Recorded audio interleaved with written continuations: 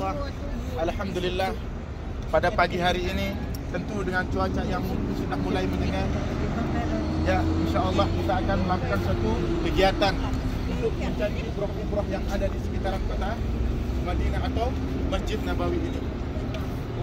Kita berbahagia dikarenakan apa kata Rasulullah SAW, Al-Madinatu khairul lahum in kuntum ta'lamun.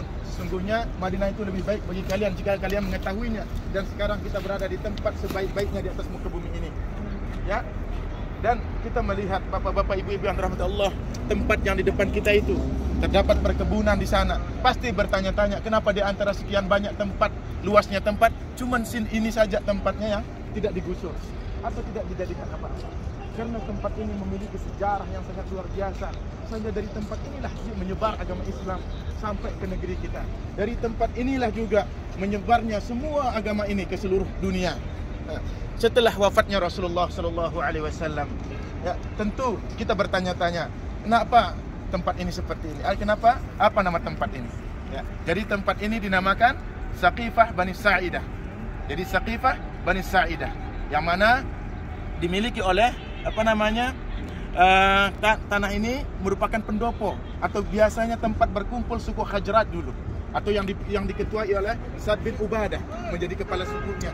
Ya, Sa'd bin Ubadah ini merupakan ketua suku orang-orang Ansar, yaitu suku Hajrat yang ada di sini, yang biasanya ketika ada masalah dia rapat di sini. Ini dulu pendopo di sini, di tempat ini. Ini namanya Saqifah Bani Sa'idah. Kita tahu bahwasanya Rasulullah SAW ketika wafatnya, ya, sebagaimana yang diriwayatkan oleh Al-Barrah Ibnu Hazm, apa kata beliau? Sesungguhnya aku tidak pernah melihat orang Madinah ini begitu bahagia dan sangat bahagia sampai menangis akan bahagianya dengan kedatangannya Rasulullah SAW. Sampai disambut dari masjid di daerah sekitar Kuba sana.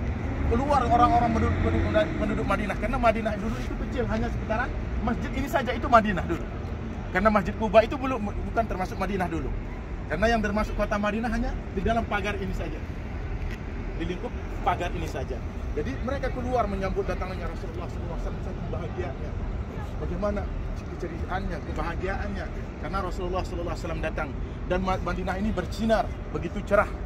Ya, makanya dan apa kata Ibnu Barra? Apa katanya?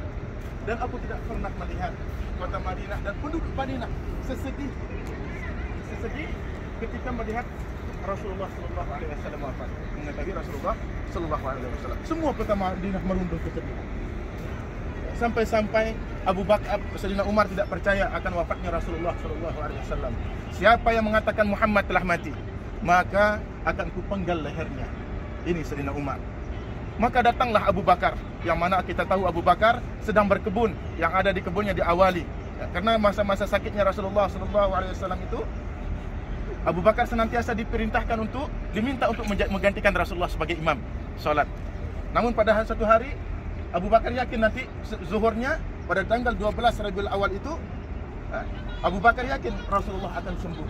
Sehingga Abu Bakar pun keluar ke kebunnya, melengok kebunnya dan tidak pernah tidak pernah didatanginya. Sehingga terdengarlah kabar Rasulullah SAW ini wafatnya di kamar Aisyah, di atas pangkuannya Aisyah pada waktu itu.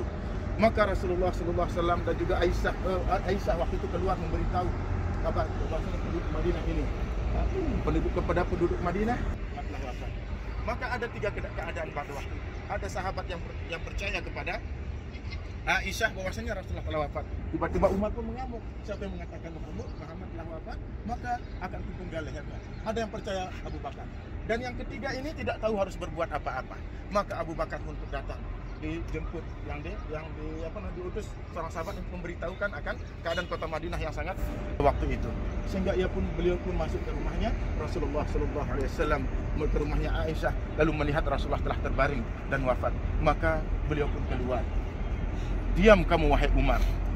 Diam kamu wahai Umar. Maka langsung dikatakan apa? May ya'budu Muhammad, inna Muhammad qad mat. Barang siapa yang menyembah Muhammad, maka Muhammad akan telah mati. Wa may ya'budullah, dan barang siapa yang akan menyembah Allah, innallaha hayyun la yamut. Sesungguhnya Allah itu maha hidup dan tidak akan pernah mati. Dan juga langsung dibacakan ayat wa ma Muhammadun illa rasul, qad khalat min qablihi rasul. Sesungguhnya Muhammad itu adalah seorang nabi, sama seperti nabi-nabi sebelumnya yang akan wafat, ya. Jadi maka seakan-akan sahabat itu ditampar, seakan-akan sahabat itu hanya baru sekali mendengarkan ayat ini, saking dahsyatnya.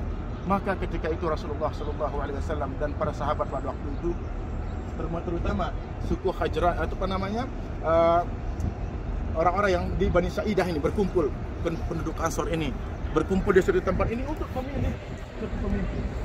Bersepakat siapa yang akan dijadikan pemimpin, karena tidak boleh kosong kepemimpinan pada waktu itu.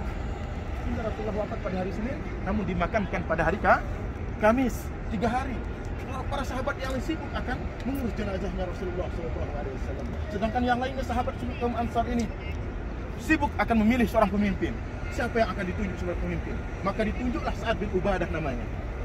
Namun terdengar kabar oleh Abu Bakar, Umar dan juga yang lainnya. Maka didatangilah sahabat yang berkumpul di sini. Sesungguhnya, ya, Umar pun marah, ini memukul semuanya. Ini Sayyidina Umar. Sesungguhnya yang berhak untuk menjadi pemimpin adalah orang-orang yang dari kaum Muhajirin. Dan diangkatlah di sini, dibaiatlah siapa?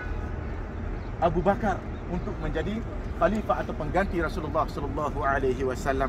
Ada yang akan memilih Sayyidina Umar, ada yang memilih Abu Bakar. Namun Sayyidina Umar pun langsung memegang tangan Abu Bakar, dan beliaulah yang berhak untuk menjadi pemimpin atau penggantinya Rasulullah SAW sesuai dengan tanda-tandanya. Kita tahu dengan Abu Bakar. Siapa Abu Bakar, bapak-bapak, ibu-ibu yang dirahmati Allah? Orang yang paling pertama kali percaya di saat diceritakan Isra wal Mi'raj, yang mana Abu Jahal ketawa cengingisan mendengarkan Rasulullah bercerita tentang Rasulullah telah hijrah Isra wal Mi'raj sampai ke Masjidil Aqsa, langsung ke langit ke-7. Siapa yang akan percaya? Maka ini Abu Jahal ini ketawa, dia mendengar cerita Rasulullah SAW, dan diberikan dan ditanyakan kepada Rasulullah, ya Rasulullah, ya Muhammad, apa tanda-tanda yang kau melihat Masjidil Aqsa? Berapa tiangnya? Maka Allah pun memperlihatkan kepada Rasulullah akan banyak tiang-tiangnya yang ada di Masjidil Aqsa. Maka ia pun termenung, terdiam. Ini Abu Jahal ini. Namun belum lagi Muhammad, ada satu orang lagi. Kalau dia mengatakan percaya, maka kami akan percaya. Ini Abu Jahal. Maka dipanggillah Sayyidina Abu Bakar pada waktu itu. Siapa yang ya Abu Bakar, bahwasanya Muhammad telah menceritakan ini dan itu, dia sudah pergi ke langit, ke Masjidil Aqsa, langsung ke langit ke-7 pada satu malam saja. Apakah benar? Apakah engkau percaya? Maka jika ia mengatakan seperti itu, maka aku percaya. Maka ia benar. Ini satu-satunya orang yang beriman. Seandainya ditimbang imannya Abu Bakar dengan kita penduduk bumi saat ini, wallah imannya Abu Bakar yang seorang itu jauh lebih berat dibandingkan kita semua. Dan orang yang diperintahkan dan diminta mewakili Rasulullah SAW untuk menjadi imam di saat Rasulullah SAW sakit. Ini tanda-tanda bahwasanya yang menunjukkan kelebihan dan keutamaannya Abu Bakar. Dan ia pun ditunjuk untuk menjadi imam dan penggantinya Rasulullah SAW. Dan ketiga dialah orang yang pertama yang menemani Rasulullah SAW hijrah dari kota Mekah menuju ke Madinah. Ini menunjukkan keutamaan Abu Bakar, dan juga disebutkan di dalam Al-Quran oleh Allah Subhanahu Wa Taala, "Iznani idhuma fil ghar, idh yaqulu li sahibihi la tahzan innallaha ma'ana." Inilah Abu Bakar yang disebut oleh Allah di dalam Al-Quran, sehingga Umar pun mengangkat tangannya dan dibaiat untuk menjadi pemimpin. Dan jadi inilah tempat di mana inilah sangat bersejarah. Nah, setelah dipilihlah Abu Bakar untuk menjadi pemimpin, maka ditanyakan, ini bagaimana kita memakamkan Rasulullah? Karena tidak ada yang berani mengambil keputusan. Setelah dipilih pemimpin, seorang pemimpin, maka barulah Rasulullah SAW. Apa kata Abu Bakar? Sesungguhnya aku telah mendengar Rasulullah SAW, apabila seorang Nabi itu meninggal, maka dia akan dimakamkan di tempat ia meninggal tersebut. Sedangkan Rasulullah SAW itu wafat di atas pangkuannya Aisyah, di atas kasurnya Rasulullah SAW. Apa yang menjadi kasurnya Rasulullah? Kasurnya Rasulullah SAW itu hanya pelepah kurma, bapak-bapak ibu yang beragama. Sedangkan kita apa? Ini Rasulullah SAW tidur ketika Sayyidina Bilal masuk ke kamarnya melihat Rasulullah SAW. Ketika Rasulullah pun bangun di menjelang Rasulullah SAW sakit itu, Rasulullah pun bangun, dilihatlah bekas pelepah kurma di tubuhnya. Sedangkan kita penuh dengan kenikmatan, bapak-bapak ibu yang beragama. Bagaimana Rasulullah SAW? Sehingga Rasulullah SAW menjelang wafatnya Rasulullah SAW, ketika sebelum wafatnya Rasulullah SAW, kita balik sedikit. Rasulullah SAW ketika selesai pulang hajinya, ya, pada tahun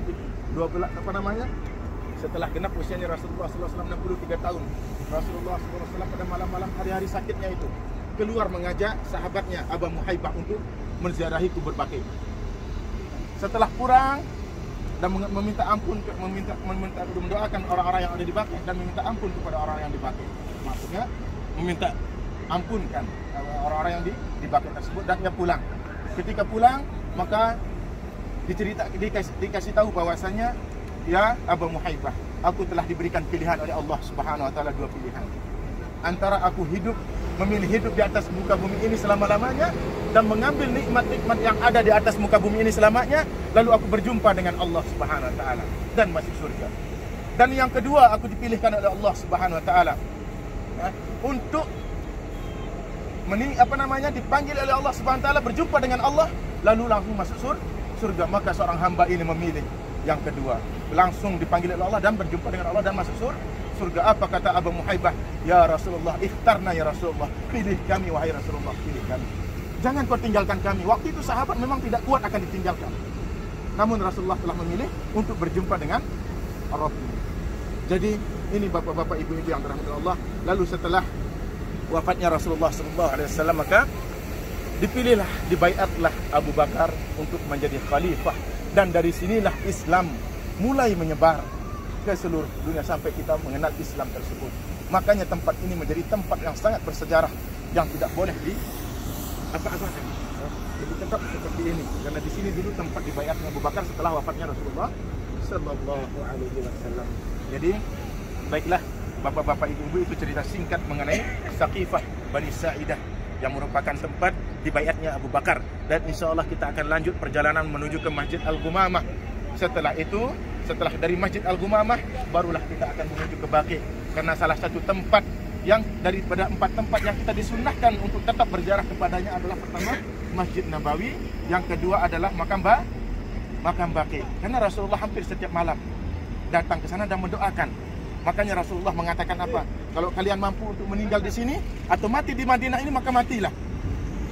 Berusaha untuk mati di sini, tapi jangan bunuh diri. Ya.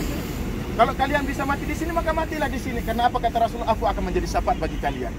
Subhanallah, khusus bagi orang-orang yang meninggal di Baqi dan dimakamkan di Baqi. Ya. Jadi silahkan kita lanjutkan untuk perjalanan kita menuju ke Masjid Al-Ghumamah. Ya, silahkan.